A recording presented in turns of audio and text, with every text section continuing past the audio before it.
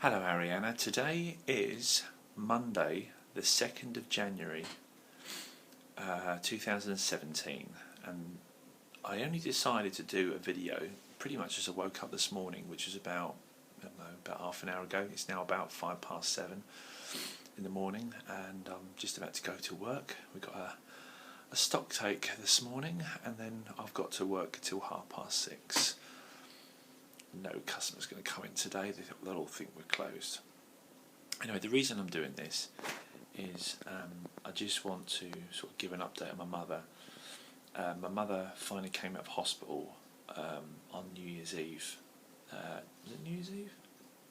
No, the day before New Year's Eve. She came out on the Friday the 30th of December 2016 and I think they only released her because they needed a bed, but they still had to keep giving her antibiotics via cannulas.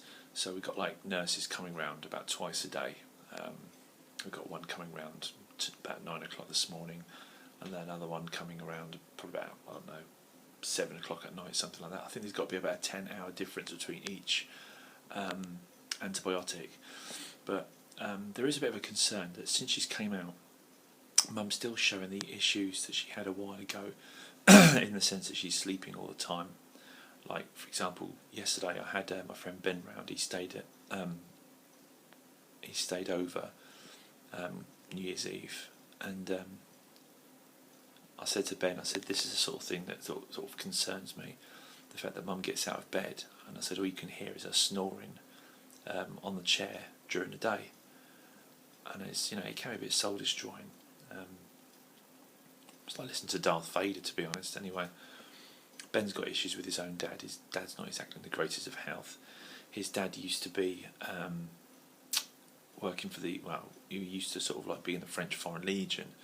So it's a little bit weird, like someone who's like a trained soldier, sort of killing people, and now he's quite a frail person who becomes somewhat very reclusive and doesn't really want to go out anywhere. And that has a bit of an impact on Ben, very much like the impact that Mum has on me. And Mum's sort of sleeping a lot at the moment. She's not walking great, although walking a bit better than what she was about a month ago. But the nurse came round last night and Mum was talking to her about the fact she just wants to sleep all the time. And it's possible that because, they're fighting her chest infection, I mean, she's got a really serious chest infection, they're trying to fight it aggressively, so they're using very, very strong antibiotics to get rid of it, and that might be what's causing the tiredness. So, I don't really know what I'm dealing with at the moment. I mean, my social life has completely capitulated. I've lost complete confidence in myself, and it's a little bit difficult to sort of know, how do I approach the next few weeks. There's a carers association that I need to look into and join, but the only trouble is it happens on a Saturday afternoon, which isn't a problem because I probably wouldn't be working at that time, but also I wouldn't, if it was a toss up between, am I going to get a chance to see one of my close friends on a Saturday, or am I going to go to a carers meeting for 2 hours on a Saturday? Well, I'll obviously want to see my mates, won't I? So it's possibly the most inconvenient time. But then I have to look into the fact that if I can't really see my friends, then I do need to sort of find some sort of alternative social life. And I don't necessarily want to base my social life around constantly talking about Mum. I want to be doing something else. The next week will be interesting. It will sort of give me an indication of where Mum is in terms of, is she going to need sort of like carers around all the time?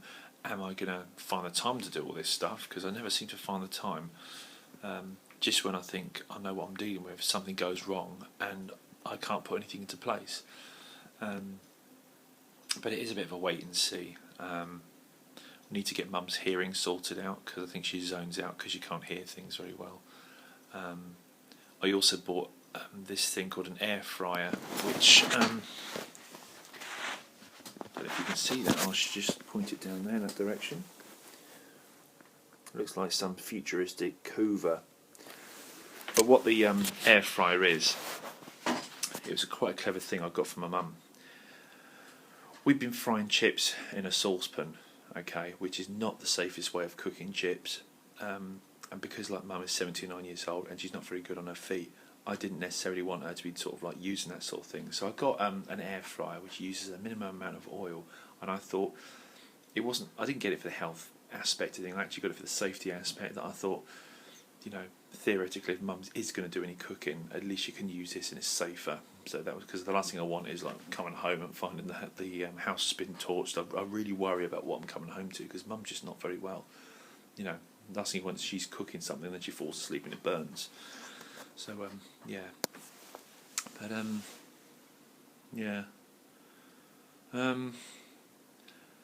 we got some nurses coming around today to give her some antibiotics, and I think they've got to give her the last of the antibiotics tomorrow, which is Tuesday, and then they've got to take the cannulas out, and then after that we see where we are. We see whether she has the strength to walk anywhere. We see whether she has energy levels where she's not constantly falling asleep all day. So let's wait and see. But 2017, a very uncertain future. It's going to either get better or it's going to get significantly worse. Anyway, goodbye.